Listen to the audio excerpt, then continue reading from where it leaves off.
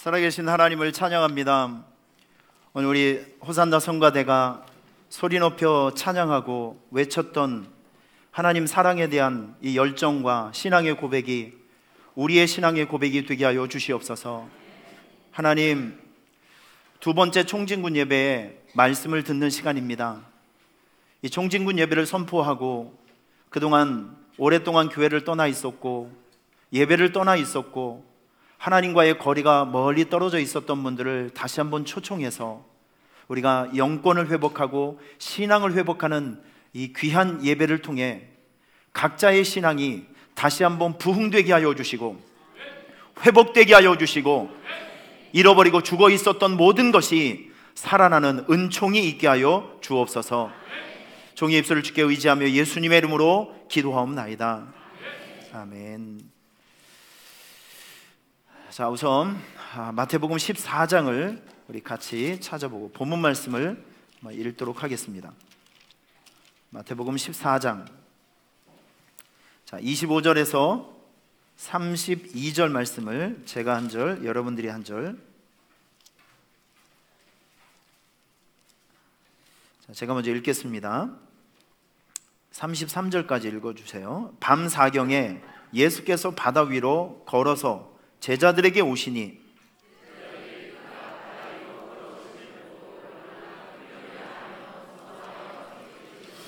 예수께서 즉시 이르시되 안심하라 나니 두려워하지 말라.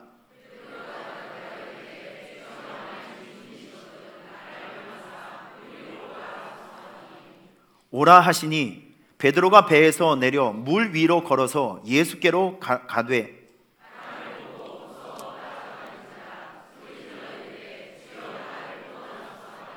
예수께서 즉시 손을 내밀어 그를 붙잡으시며 이르시되 믿음이 작은 자여 왜 의심하였느냐 하시고 같이요. 배에 있는 사람들이 예수께 절하여 이르되 진실로 하나님의 아들이로소이다 하더라. 아멘. 자, 두 번째 총진군 예배 말씀, 프로블럼이 아니라 프라미스다. 문제를 보지 말고 약속을 바라봐야 된다.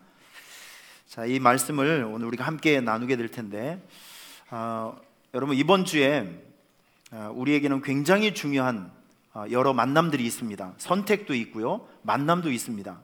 제가 지난주에 설교를 하면서 제가 야곱을 좋아하는 몇 가지 이유를 설명해 드렸습니다. 야곱은 승부처에서 강했습니다.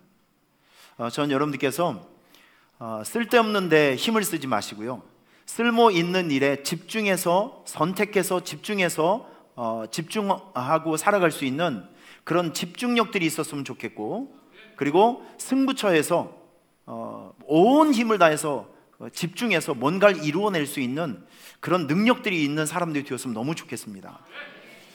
여러분, 6월 12일 날 이제 얼마 안 남았죠? 북미 두 정상이 만나요. 공산주의를 대표하는, 민주주의를 대표하는 성질과 성향이 너무나도 다른 두 사람이 만나게 됩니다. 여러분, 하나님께서 이 두 정상을 통해서 뭘 말씀하실까요? 무엇을 우리에게 주실까요? 여러분, 기대하시길 바랍니다. 하나님의 개입하심을 기대하시길 바랍니다. 이 두 정상과의 만남을 통해서 우리가 그토록 원하고 바라고 있었던 선물이 좀 나왔으면 좋겠습니다. 할렐루야. 여러분, 이것을 위해서 우리는 기도해야 됩니다. 방관자가 아니라 기도해야 됩니다. 그리고 6월 13일 날 선거 날이죠.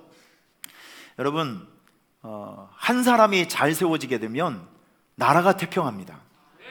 한 사람이 잘못 세워지게 되면 수많은 사람들이 고통을 받습니다. 이제 우리가 선택할 수 있는 기회를 하나님께서 주신 거예요. 어떤 당이나 내 어떤 이해관계를 떠나서 선한 양심이 있는 사람이 세워졌으면 좋겠습니다. 착하고 진실하고 뭔가 좀 국민과 우리 나라를 위해서 진심 어린 양심을 가지고 일할 수 있는 선한 양심이 있는, 열정이 있는 그런 사람들이 세워졌으면 너무 좋겠습니다.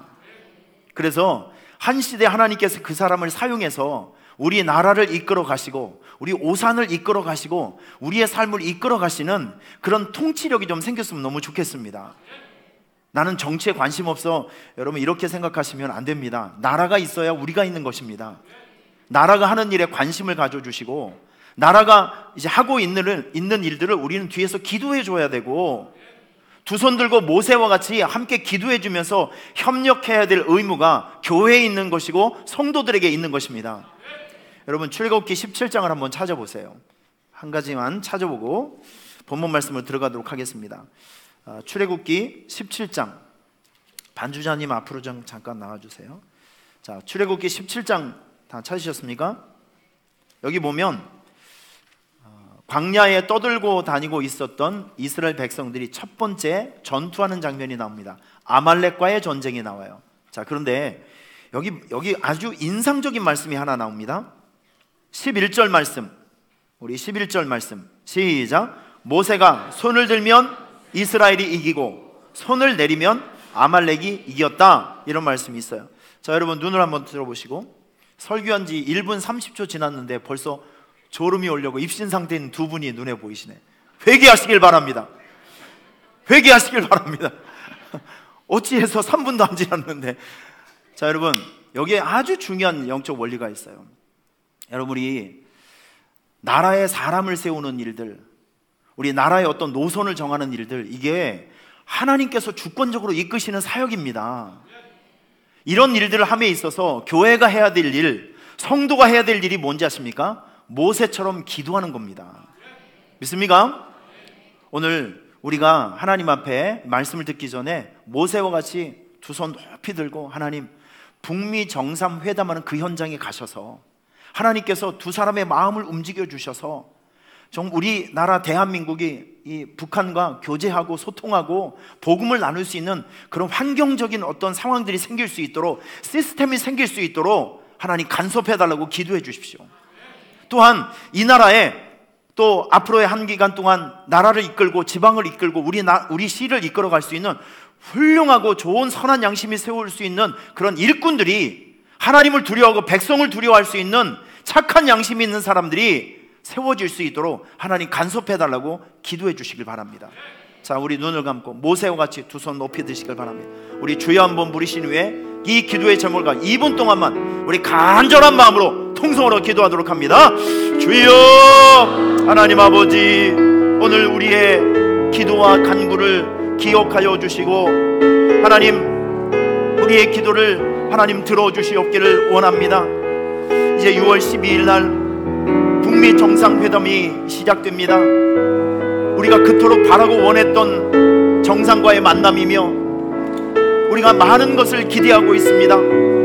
실망스러운 만남이 아니라 유익한 만남이 되게 하여 주시고, 파괴하는 만남이 아니라 하나님, 무너져 있었던 것을 회복시키는 만남이 되게 하여 주시고, 창조의 만남이 되게 하여 주시고, 복된 만남이 되게 하여 주시고, 의미 있는 만남이 될 수 있도록 하나님, 그 만남을 축복하여 주시옵소서.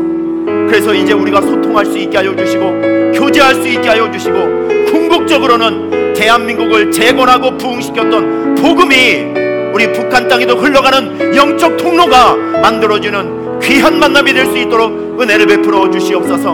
하나님, 이제 지방선거가 바로 코앞에 있습니다. 하나님, 이번에 하나님을 두려워하고 백성을 두려워하고 국민을 두려워할 수 있는 좋은 일꾼들이 꼭 세워지기를 원합니다. 아름다운 선거가 되게 하여 주시고, 주님, 세워질 사람들이 세워지는 귀한 하나님, 이런 선거가 되어질 수 있도록 도와주시고, 국민에 의해서 하나님의 섭리 가운데 세워진 많은 사람들은 정말 하나님 보기에 부끄럽지 아니하고 국민들 보기에 부끄럽지 않는 귀한 의정활동을 통해서, 또한 사역을 통해서 신실하게 본인의 사명을 잘 감당하여 나라에 유익을 끼치고 우리 오산시에 유익을 끼치고 모든 사람의 존경받을 수 있는 그런 위대한 일꾼들이, 지도자들이 반드시 세워질 수 있도록 이 선거위에 하나님 개입하여 주옵소서. 예수님의 이름으로 기도하옵나이다. 아멘. 우리 서로 축복하겠습니다. 잘 될 것입니다. 더 잘 될 것입니다. 할렐루야. 사람이 살아가면서 인생을 바꾸는 결정적인 계기가 있습니다. 여러분의 삶도 한번 생각해 보면, 내 인생이 그것 때문에 훅 바뀌었다, 이런 결정적인 계기가 있는 것이 있는데 세 가지입니다. 첫째는 만남, 둘째는 선택, 셋째는 바라봄, 이렇게 정리할 수 있습니다. 지금 사진으로 나오는 이 청년은 제가 얼마 전에도 소개했던 마이클 오어라는 친구인데 흑인이었습니다. 부모님이 다 돌아가시고 부모님이 포기한 18살짜리 청년이 몸무게가 155kg가 되는 거구였습니다. 버려진 사람이었었죠. 그런데 길을 지나가고 있는 교회를 다녀오고 있는 션 앤 리앤 부부에 의해서 이 두 사람이 만나게 됩니다. 결국 이 백인 가정이었던 이 젊은 이 집사님 부부가 저 흑인 친구를 아들로 입양을 하게 됩니다. 그리고 교육을 시켜서 결국 이 청년이 미식 축구 정식 프로 축구 선수로 데뷔를 하게 됩니다. 그때 받은 계약금이 156억 원. 여러분들은 156억 원. 할렐루야. 이 두 사람과의 만남이 없었다고 하면 아마 저 친구의 인생은 굉장히 안 좋아졌을 겁니다. 만남은 여러분의 인생을 바꿔놓은 결정적인 계기가 됩니다. 미국의 22대 대통령을 기억하는 사람은 없겠지만 우리는 잘 모르지만 미국에서는 굉장히 유명하신 분입니다. 클리블랜드 미국 대통령이시거든요. 이분의 일화가 굉장히 유명한 게 있어요.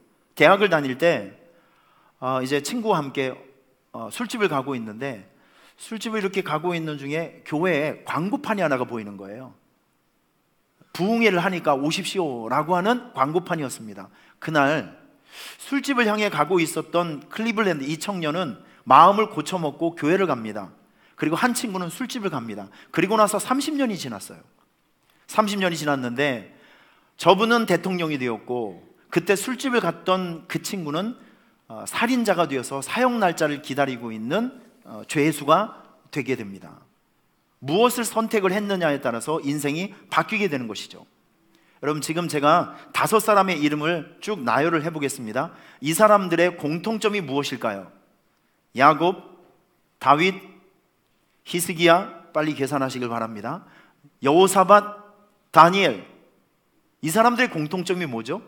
1번 외국 사람이다. 2번 성경에 나온 사람이다. 그런 거 말고요. 다윗의 인생 속에 뭐가 있었죠? 야곱의 인생 속에 뭐가 있었죠? 기도를 다른 말로 표현을 해보면 기도는 하나님 바라보기입니다.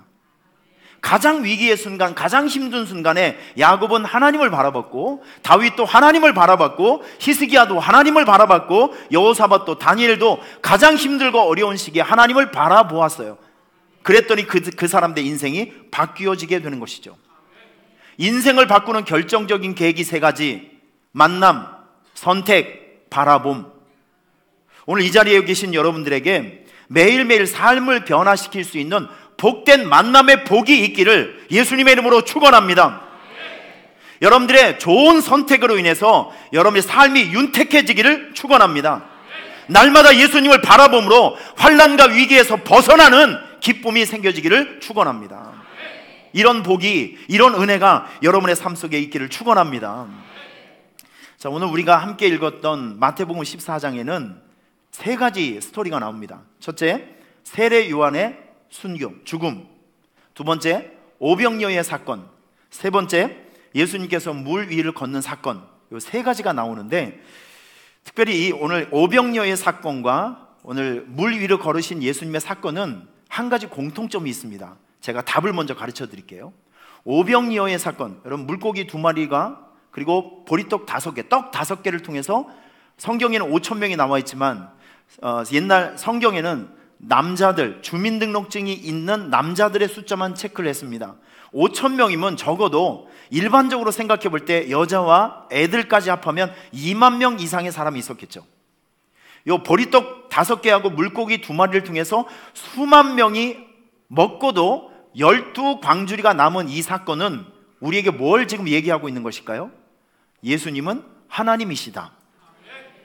물 위를 걷는, 여러분 몸무게가 있는 사람은요, 이게 우리 상식으로 의하면 물 위를 떠 있는 건 불가능합니다. 그런데 예수님께서는 인간의 상식을 초월해서 물 위를 걸으셨어요. 이건 역시 예수님은 하나님이시다 라고 하는 것을 우리에게 보여주고 있는 장면들입니다. 이런 의미에서 오병이어의 기적과 물 위를 걸으신 예수님의 그 기적은 공통점이 있어요. 예수님은 하나님이시다. 이 메시지를 오늘 우리에게 전달해 주고 있는 것이죠. 자, 우선 우리가 오병이어의 사건을 통해서 한 가지 우리가 분명히 알고 넘어가야 될 건 무엇이냐면, 예수님께 야외 집회를 좀 인도하셨어요. 사람들이 많이 왔겠죠. 이제 때가 되었습니다. 근데 사람들이 때가 지나니까, 저녁 때가 되다 보니까 배가 고플 거 아니겠어요. 수많은 사람들이 예수님만 쳐다보고 있습니다. 자, 이때 제자들이 이야기를 합니다. 때가 지났으니까 예수님이 오늘 부흥회는 이쯤으로 끝내고 사람들 집에 보내시지요. 그랬더니 예수님께서 아니, 너희가 먹을 것을 주어라, 이렇게 얘기합니다. 먹을 것이 좀 있니? 라는 뜻입니다. 이때 사람들이 찾아왔어요. 여기 도시락이 하나 있는데, 꼬마 아이가 가져온 도시락이 있는데 물고기 2마리와 떡 5개가 있습니다 라고 이야기를 합니다. 자, 이때 예수님께서는 그걸 이야기를 합니다. 여기 마침 떡덩어리가 있네요. 돼지 덩어리가 있네요. 이걸 가지고 오시더니 예수님의 손 위에 올려놓고 따라하겠습니다. 축사하사, 작은 것, 보잘것없는 것, 아무것도 아닌 것에 하나님의 축복이 들어가니까 여러분, 이게 기적의 도구가 되는 것입니다. 여러분의 인생이 이 보리떡 5개 같이 작고 보잘것없다 할지라도 하나님께서 여러분의 인생을 축복하시면 거기서 은혜가 나오고, 거기서 승리가 나오고, 거기서 영광이 나오고, 아멘함 사람에게만 그런 은혜가 있을지어다. 진짜 입을 꾹 다물고 있을 이유가 뭐가 있는지 난 모르겠어요. 아주 할렐루야. 자, 여러분, 예배는 함께 만들어가는 거예요. 은혜로운 예배는 함께 만들어가는 거예요. 저도 다른 지역에서 교회에서 예배를 드리면 너무 답답한 게 있어요. 이 천국 잔치에 와서 먹을 것이 잔뜩 있는데 입을 꾹 다물고 있어요. 정말 너무 안타까워요. 진짜 내려가서 입을 팍 벌려서 팍 먹여주고 싶어, 아주 그냥.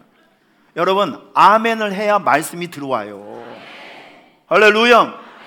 저는 받은 말씀을 전하는 자로, 여러분들의 받은 말씀을 듣는 자로 함께 사역을 하는 것입니다. 그래야 이 예배를 통해서 여러분들에게 인생이 바뀌어지는 만남이 있고, 말씀이 들어가면 여러분의 삶 속에 혁명이 일어날 거 아니겠습니까? 여러분, 정신 똑바로 차리시고 이 한 번의 예배에 집중하시길 바랍니다. 이 예배 한 번을 잘 드리며 여러분의 인생에 전환점이 생긴다니까요. 할렐루야. 예수님께서 나눠주라고 했을 때 사람들이 다 먹고, 배불리 먹고 12바구니가 남았다고 합니다. 제가 이런 장면들을 아무리 말로 예쁘게 잘 설명을 해도 영상만큼 효과가 나진 않아요. 자, 오늘 비록 이제 화질이 좀 좋진 않습니다. 감안하시고 보세요. 그 성경의 배경을 똑같이 한번 그 영화로 만든 것이 있습니다. 그래서 이 장면을 좀 보여드릴 테니까 성경을 읽는다 생각하시고 이 장면을 보시고, 제가 이 장면을 보여드린 이유가 있어요. 자, 한번 영상을 보고 말씀을 듣도록 하겠습니다.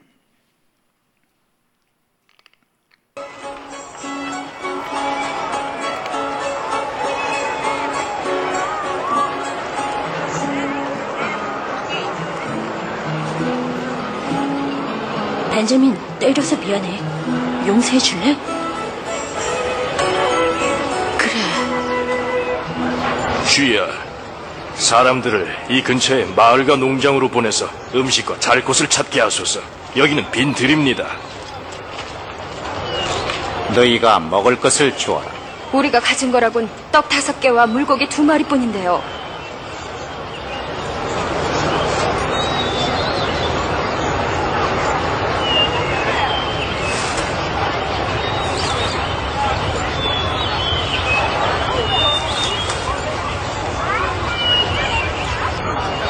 온 우주의 왕이시며 땅의 산물로 떡을 만드시는 우리 주 하나님 축복하소서.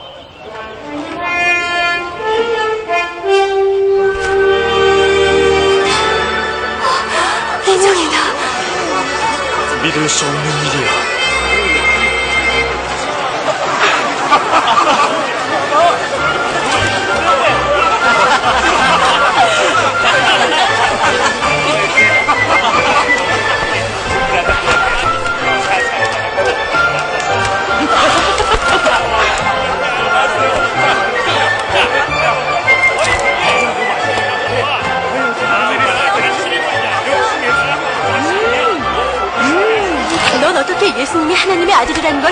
아직도 못 믿니?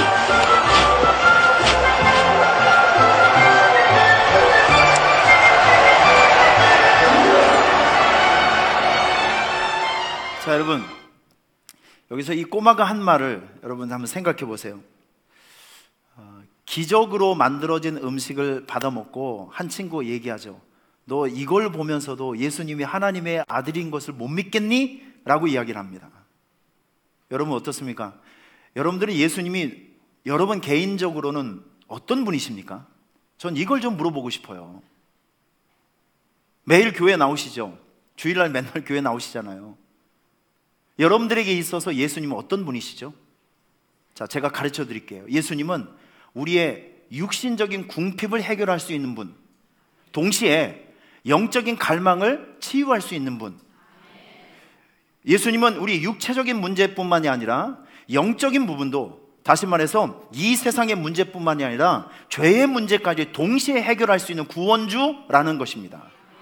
이분을 우리가 믿고 있고, 이분을 우리가 마음속에 품고 있고, 이분을 우리가 예배하고 있는 것입니다.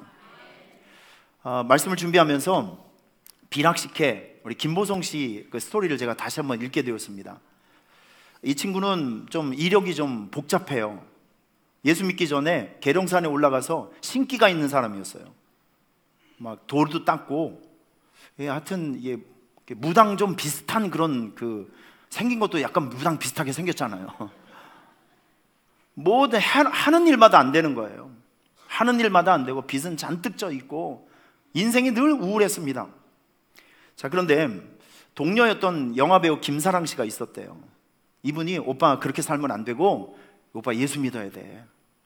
억지로 끌려갔습니다. 그런데 끌려가고 나서 얼마 후에 기도원이라는 데를 처음 끌려갔는데 일부러 맨 앞에 앉은 거예요. 맨 앞에. 그런데 그날 이 하나님께서 선택하시고 사랑하시는 사람에게는 특별 은혜가 있습니다. 난생 처음 머리털 나고 처음 기도원을 갔는데 그날 성령의 임재 체험을 받는 거예요. 성령의 불이 들어온 거예요. 거기서 그가 예수님의 인격적으로 만나고 그렇게 변화된 삶을 살고 있었던 어느 날 의문의 전화 한 통을 받습니다. 여보세요? 우리 비락식회 홍보팀인데 사장님이 좀 만나고 싶다고 합니다. 끌려갔더니 하시는 말씀이 뭐냐면, 이것도 하나님의 은혜인 것 같아요. 뭘로 다르게 설명할 것이 없어요. 비락식회 신제품이 나왔는데 사장님 마음속에, 회장님 마음속에 이 CF 모델을 꼭 김보성이가 했으면 좋겠다라는 불같은 마음이 들더라는 거예요. 아니, 우리나라 그 남자 배우 중에 김보성 씨보다 훨씬 더 잘난 사람이 많았을 거 아니에요. 하필이면 왜 그 사람이 생각났을까요? 전 이게 하나님의 은총이라고 생각합니다. 자, 그래서 이 김보성 씨가 다시 한번 보여주세요. 이거 있죠? 비락식회 마시면서 으리 주변에 있는 사람들이 이 양반이 교회 예수 믿고 꼭 기도할 때, 하나님, 내가 하나님을 믿으면서 내가 하나님 의리를 지킬 테니까 하나님 당신도 나에게 의리를 지켜주십시오. 기도할 때로 의리를 찾는데요. 하여튼 이 의리 하나 때문에 1년에 CF를 20개를 찍었대요. 1년 만에 빚을 다 탕감받고 그 후로부터는 정말 인생의 새로운 전성기 날개를 다루면서 제2의 전성기, 제3의 전성기를 살고 있지 않습니까? 여러분, 이 김보성 씨의 삶을 보면 예수님이 그에게 찾아오셔서 육신적인 문제를 해결해 주셨어요. 육신적인 궁핍의 문제를 해결해 주셨어요. 영적인 방황의 문제를 해결해 주셨어요. 예수님이 그런 분이시라니까요. 우리가 인생에 폭풍을 만나고 또 인생에 혼란한 시기가 오면 여러분, 바라봐야 될 대상을 고개를 들고, 세상을 바라보면 안 되고 고개를 들고 예수님을 바라보셔야 돼요. 왜? 우리 예수님은 우리 육신의 궁핍의 문제를 해결해 줄 수 있고 영적인 부분의 문제를 해결해 줄 수 있는 구원자이기 때문에 여러분들이 누구를 믿고 누구를 붙들고 있는지, 여러분들이 믿고 예배하는 그 예수님이 누구인지를 정확하게 알고 있어야 돼요. 그래야 믿을 수 있습니다. 예수님은 육신적인 문제, 영적인 문제를 동시에 해결해 줄 수 있는 우리 예수님, 구원주라는 것을 여러분 꼭 기억해 주시길 바랍니다. 우리 힘든 일상을 살아가는 여러분들에게 매일매일 예수님을 바라보며 살아가는 여러분들에게 한나에게 임했던 위대한 축복이 임하기를 축원합니다. 저는 진심으로 기도해요. 진심으로 바랍니다. 여러분, 한나는 막힌 인생이었었잖아요. 아가씨가 시집을 갔는데 아기를 못 낳아요. 결혼을 안 한 상태에서 아기를 안 낳는 것은 지극히 당연한 일이지만 결혼을 했음에도 불구하고 아기를 못 낳는 일들은 이건 또 큰일입니다. 지금 이 시대하고 또 옛날은 또 다른 상황들이에요. 태문이 닫혀 있었습니다. 닫힌 인생이라고요. 그런데 그에게 하나님의 은혜가 들어갔습니다. 하나님이 그에게 찾아갔어요.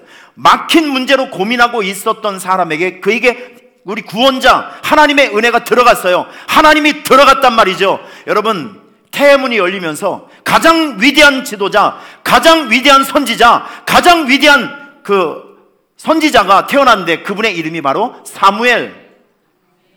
이 사무엘을 안고 지금 한나가 이렇게 고백합니다. 여러분, 이 한나의 고백을 자세히 이렇게 들어보면 한나가 체험한 하나님이 누구인지가 나와요.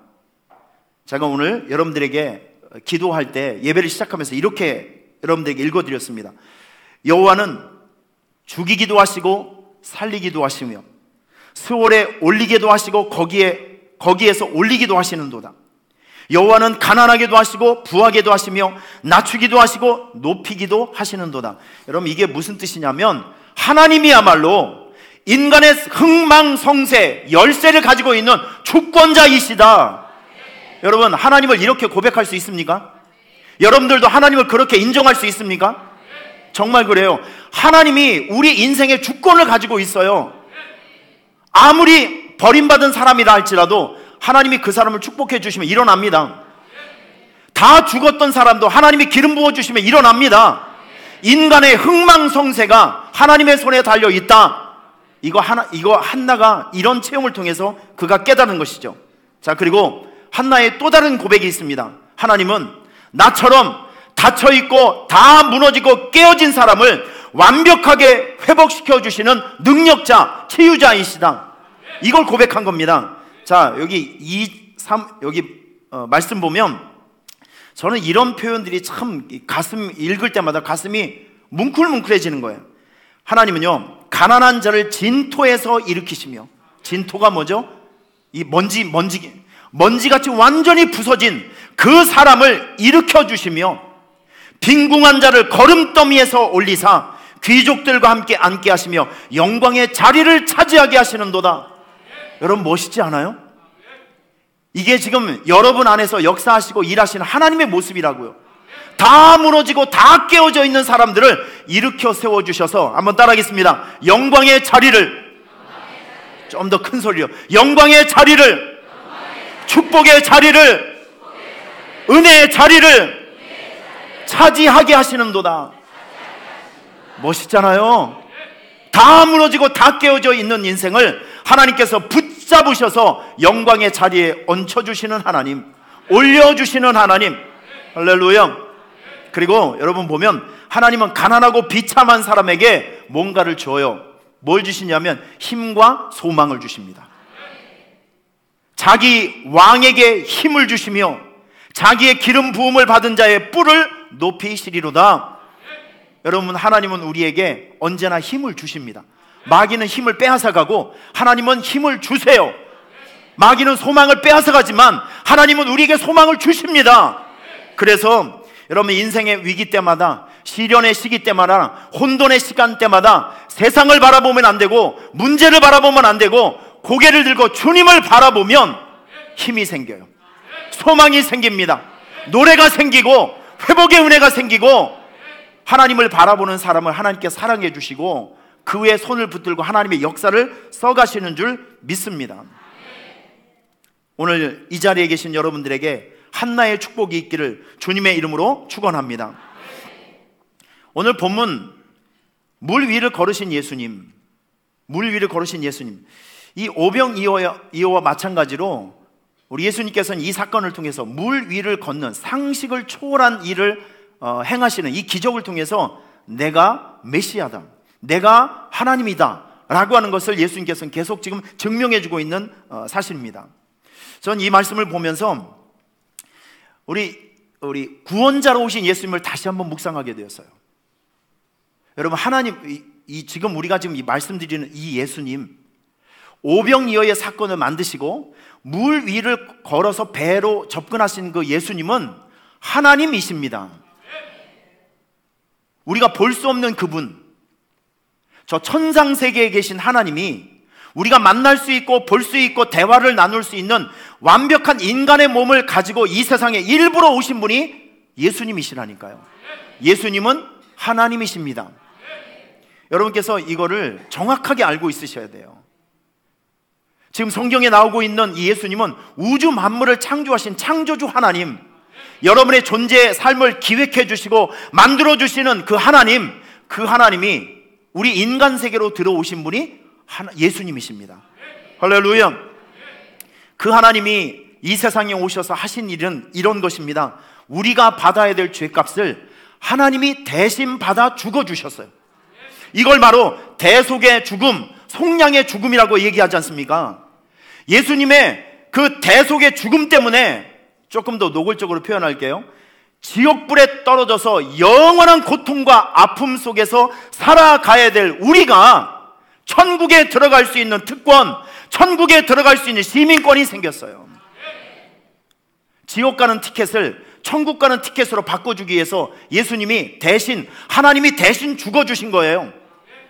여러분, 이런 은혜와 이런 혜택이 우리에게 주어졌다는 거 하는 것은 정말 이건 이루 말할 수 없는 감격이며, 이루 말할 수 없는 축복이며, 이루 말할 수 없는 기쁨이라는 거예요. 오늘 전 우리가 뻔히 알고 있는 이 사실을 다시 한번 나누면서 여러분들에게 이런 의식이 생겼으면 좋겠습니다. 아, 나는 복이 있는 사람이구나. 나는 정말 복이 있는 사람이구나. 나는 지질이 궁상인 줄 알았더니, 못난 사람인 줄 알았더니, 복이 없는 사람인 줄 알았더니 내가 진짜 복이 있는 사람이네. 이런 의식이 좀 생겼으면 좋겠습니다.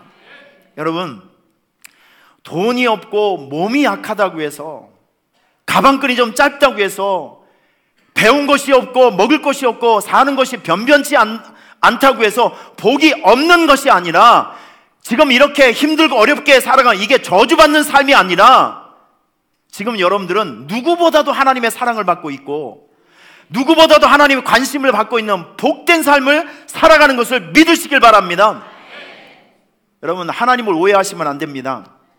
지금 척박하고 힘들게 살아가고 어둡게 살아간다고 해서 여러분 하나님께 버림받은 거 아니에요.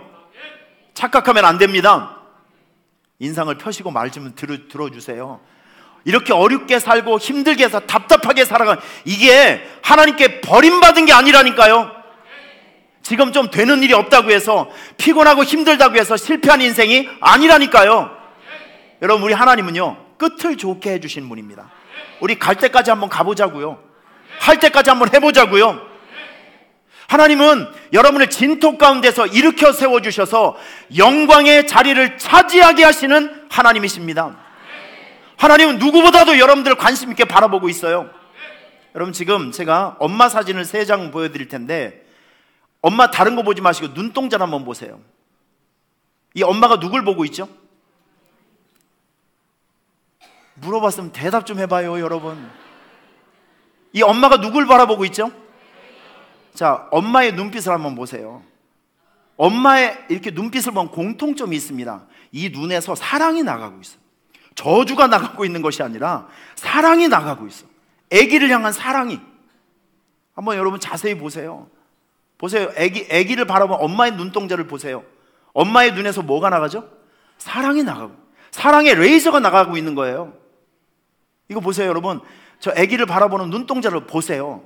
원수를 바라보는 눈이 아니라, 정말 저 아기를 위해서면 내 모든 것을 줄 수 있다, 내가 너를 위해서면 대신 죽어줄 수 있다, 이런 사랑의 눈이, 사랑의 눈빛이 나가고 있지 않아요? 지금 여러분, 아기를 바라보고 있는 눈동자 같이 하나님도 여러분을 저렇게 바라보신다고요. 하나님은 여러분들의 행위의 업적 이런 거 관심 없어요. 하나님의 관심은 뭐냐면 너예요, 너. 우리의 존재. 애기 다시 나올지어다. 엄마의 관심은 뭐냐면 우리 애기 너 하나면 된다는 거예요. 우리가 아무리 못나고 잘못하고 실수해도 깨지고 그래도 내 새끼는 내 새끼. 하나님은 그런 눈동자로 우리를 바라보고 있다니까요. 그래서 하나님은 저와 여러분들에게 변함없이 해주시는 말씀이 무엇이냐면 너는 내 것이라. 너는 내 것이다. 네가 무슨 짓을 하고 네가 무슨 말썽을 부리고 네가 무슨 실수를 해도 하나님의 눈에는 하나도 그런 게 눈에 보이질 않는 거예요. 오직 내 새끼, 오직 내 새끼, 너는 내 거야. 내가 땅 끝에서 너를 붙들고 땅 모퉁이에서 너를 부르고 내가 너에게 이르기를 너는 나의 종이라. 내가 너를 택하고 실어 버리지 아니하였도다. 사랑하는 아들아, 사랑하는 딸아, 두려워하지 말아라. 놀라지 말아라. 나는 너의 하나님이 되고 참으로 나의 의로운 오른손으로 너를 붙잡아 주리라. 여러분, 누가 뭐래도 여러분들은 하나님의 사람둥이, 귀염둥이에요. 누가 뭐래도 여러분의 사는 처지가 어떠할지라도 무시하는 것이 아니라 사랑스럽고 존귀하게 생각하고 불꽃 같은 눈동자로 하나님은 여러분들을 사랑스럽게 바라보고 있다는. 우리 교회에 오셨던 김문호 목사님께서 지난번에 설교하시면서 제가 그 말씀 들으면서 참 마음에 감동이 됐어요. 별 4계단 박한기 장로님, 이분이 부대로 초청하면서 자기 집을 데리고 갔는데 딸이 한 명 있었어요. 딸이 태어나면서부터 뇌성마비 환자입니다. 몸이 굽어 있고 다른 사람들이 이렇게 봤을 때는 좀 다른 시각이 있었겠죠. 그런데 아빠니까 태어나서 한 번도 걸어보지도 못하고 늘 이게 구부려 살고 있는 그 딸을 목사님에게 어떻게 소개하냐면, 목사님, 우리 집의 귀염둥이 사랑둥이 우리 딸입니다. 소개하면서 뇌성마비 환자가 이렇게 손으로 그리다시피 한 삐뚤삐뚤하게 그려진 성경 필사한 노트를 보여주면서 우리 딸이 이렇게 예쁘게 글씨를 썼네요 라고 하면서 목사님에게 보여주더래요. 여러분, 이거를 아빠의 시선과 옆집 아저씨의 시선을 한번 볼까요? 아빠는 뭘 해도 이쁜 거예요. 옆집 아저씨는 마음에 안 드는 거죠. 이 차이입니다. 이 차이. 하나님은 우리가 구부러져 있던 펴져 있던 옷이 더러워지고 있던 아니면 말짱하게 있든지 간에, 여러분들이 실수하고 깨져 있든지 잘하고 있든지 간에, 공부를 잘하든지 못하고 있든지 간에 그거 별로 상관하지 않습니다. 너의 존재가 중요한 거예요. 여러분의 존재가 중요한 것입니다. 여러분은 언제까지나 하나님의 귀염둥이 사랑둥이에요. 여러분, 누가 뭐래도 하나님께서 사랑하시는 존재입니다. 여러분, 이런 생각을 가지시길 바랍니다. 이 험한 세상을 살아가면서 나는 하나님의 귀염둥이, 나는 하나님의 복덩어리, 누가 뭐래도 나는 우리 하나님 아빠가 사랑하고 있어. 여러분, 스스로를 격려하시고 축복해 주시길 바랍니다. 거울을 보면서 인간아 너 왜 사니, 왜 살아, 이렇게 하시면 안 돼요. 여러분 스스로를 축복해 주시길 바랍니다. 나는 복이 있는 사람. 자, 한번 따라하겠습니다. 나는, 저를 째려보지 마시고 이럴 땐 여러분들 한번 보시면서, 나는 사랑받는 사람, 존귀한 존재, 나는 복이 있는 사람. 할렐루야. 여러분, 이렇게 스스로를 격려하시면서 이 험한 세상을 살아가시기를 주님의 이름으로 축원합니다. 마귀는요, 할 수만 있으면 여러분들에게 고아의식을 줘요. 너 혼자, 너 뭘 해도 안 돼. 조금만 실수해서 넘어져도 넌 그거 봐, 내가 너 그럴 줄 알았어. 너는 뭘 해도 안 돼. 실패하는 사람이야. 저주받은 인생이야 라고 하면서 여러분들에게 실패의식, 저주의식, 고아의식, 두려움, 외로움, 우울감, 이런 것을 잔뜩 집어넣어서 수렁에서 못 나오게 합니다. 얼마 전에 영화배우 그 조민기 씨 자살한 사건 여러분 기억하시죠? 이 사람들에게 많이 공격받고 있었잖아요. 이렇게 극단적인 그 생각을 하고 있는 이 코너에 몰려져 있을 때 마귀는 그에게 마음속에 들어와서 이런 마음을 준 거예요. 넌 이제 끝이다. 넌 네가 발붙일 수 있는 곳이 없고 네 편은 아무것도 없어. 아무도 없어. 넌 이제 끝이야. 마귀가 이렇게 복잡한 마음속에 들어와서 비수 같은 마음을 푹 꽂아놓은 거예요. 이걸 극복하지 못하니까 죽은 것입니다. 자, 그런데 우리 하나님은 달라요. 다 무너지고 다 깨어져 있는 상태라 할지라도 하나님은 다 무너지고 다 깨어져 있는 사람에게 하는 말이 무엇이냐면, 너는 기회가 있어. 괜찮아. 다시 살 수 있어. 네가 이길 수 있어. 네가 다시 살아날 수 있어. 이렇게 얘기하시는 분이 하나님이시라고요. 여러분, 사무엘상서 30장 보면 시글락 사건이 나오죠. 블레셋으로 도망갔다 왔을 때 전쟁에 나가서 이스라엘과 전쟁할 수밖에 없는 상황 속에서 천신만고 끝에 다시 집으로 돌아왔습니다. 다윗이 살고 있었던 집이 시글락이에요. 돌아왔을 때 아말렉이 쳐들어와서 사람들을 다 집어가고 아내와 재산들을 다 집어갔어요. 다윗을 따라가고 있었던 군사들이, 다윗의 이제 군사들이 화가 난 거예요. 당신 따라 우리가 전쟁에 왔고 당신 따라 여기까지 왔는데 지금 이 상황을 보니까 모든 책임은 당신에게 있어 라고 하면서, 이 돼지가 오늘 아주 중요한 역할을 하네요. 이 돌멩이를 들고요, 다윗에게 이 돌을 던지려고 분이 가득 찬 모습으로 이 돌을 들고 서 있었어요. 누구 한 사람 다윗에게 돌을 던지면 다윗이 꼼짝없이 죽을 수밖에 없는 상황입니다. 얼마나 낙심이 됐겠어요? 얼마나 이제 마음에 두려움이 있겠습니까? 이럴 때 마귀의 역할은 무엇이냐? 마귀의 음성은 무엇이냐면, 너는 이제 끝이다. 너가 여기가 네 무덤이다. 너는 더 이상 물러설 것도 없고 너를 불쌍히 여길 수 있는 사람도 없다. 넌 여기서 죽어야 돼. 이렇게 얘기를 했을 거예요. 그런데 하나님은 달라요. 다윗은 그때 하나님께 에봇을 입고 하나님께 기도합니다. 하나님, 무슨 방법이 없을까요? 이렇게 물어봤을 때 하나님이 그에게 무슨 말씀하시냐면, 그를 쫓아가라. 내가 반드시 따라잡고 도로 찾으리라. 이렇게 얘기를 해주십니다. 마귀는 죽이는 영, 성령은 살리는 영. 우리가 누구의 손을 붙들고 살아가야 되죠? 살리는 성령의 영을 붙들고 살아가야 됩니다. 다윗과 같이 곤고함이 있을 때, 어려움이 있을 때 마귀는 그 어려운 상황을 자꾸 우리를 공격해서 우울하게 만들고 피곤하게 만들고 낙심하게 만들고 절망하게 만들지만, 하나님은 다르다니까요. 괜찮아.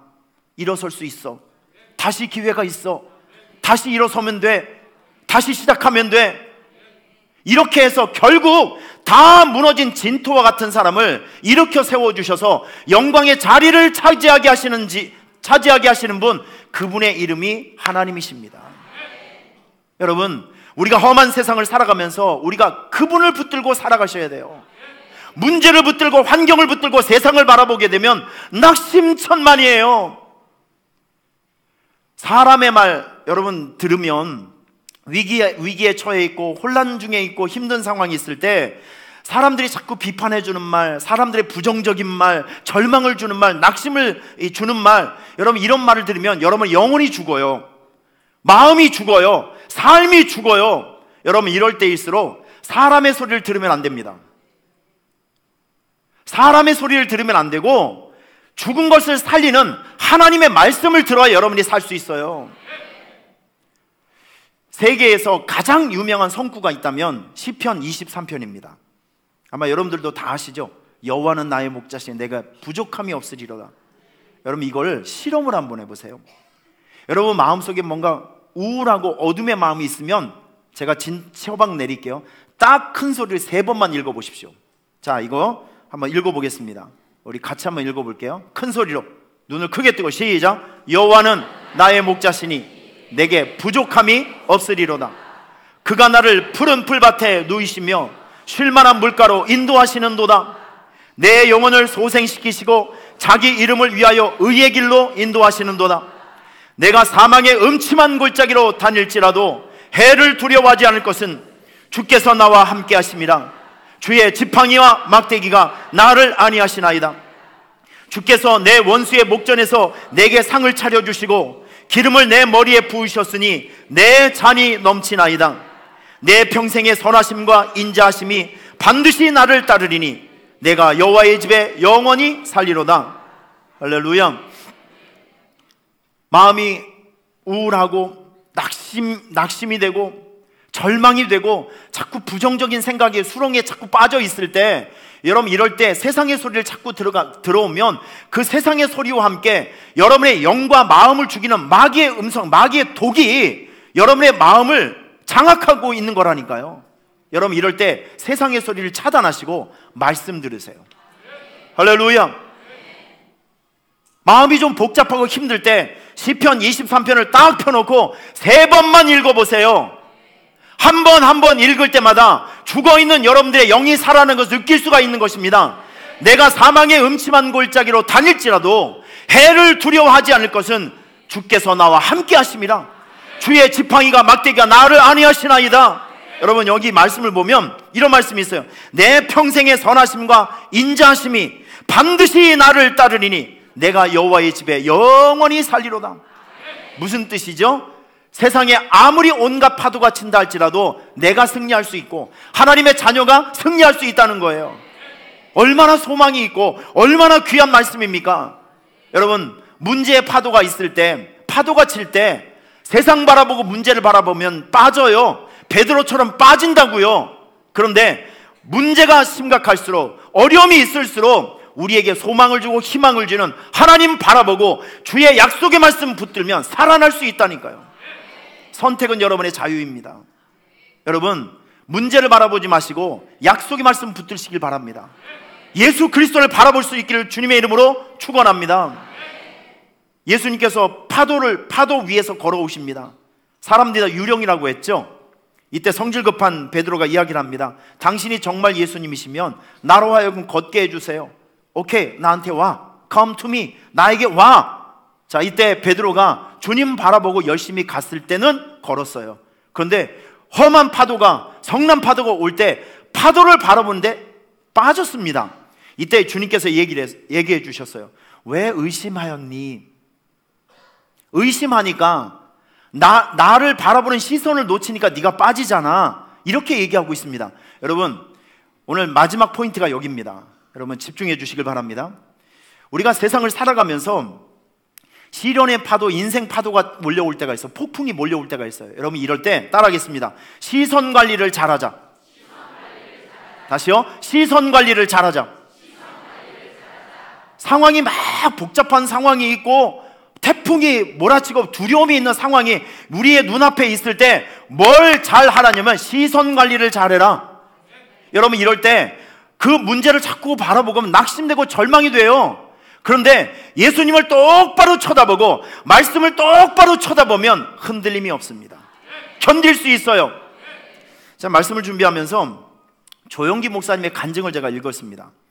1983년에 이 후쿠오카 전도 부흥성회를 갔습니다. 후쿠오카에. 그런데 막상 6개월을 준비하고 거기 현장을 갔더니 하필이면 그때 태풍이 찾아온 거예요. 태풍이 에비호. 자, 태풍의 모습을 한번 보여드리겠습니다. 이런 어마어마한 태풍이 후쿠오카에 밀려 들어오는 거예요. 지금 이 상태대로 가게 된다면 사람들이 100명도 안 올 것 같아요.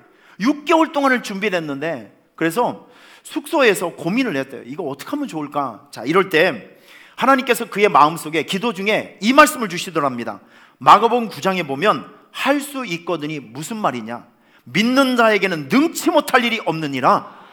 이 말씀을 팍 강력하게 주면서 숙소로 전부 스태프들을 전부 모아놓고 목사님들 수십 명을 모아놓고 하나님께서 나에게 이 말씀을 주셨다. 우리 태풍을 바라보지 말고 주의 약속의 말씀을 바라보고 기도 한번 하자. 그래서 목사님들이 그 호텔 바닥에 무릎 꿇고 막 열심히 기도했대요. 자, 이제 그 다음날 저녁 집회를 가보니까 1,500명이 모여 있었습니다. 후쿠오카로 몰려들고 있는 이 태풍이 참 기가 막히게 그 후쿠오카 지방을 이렇게 쭉 지나가면서 위로 올라갔다는 거예요. 여러분 별로 이렇게 뭐 감동이 없으신 것 같은데 이거 간증을 들어보면 진짜 가슴이 철렁철렁 내려앉아요. 하나님께서는 역사의 주관자, 인생의 주관자, 인생의 역사를 바꿀 수 있는 분. 여러분 이걸 남 얘기로 들으시면 안 된다니까요.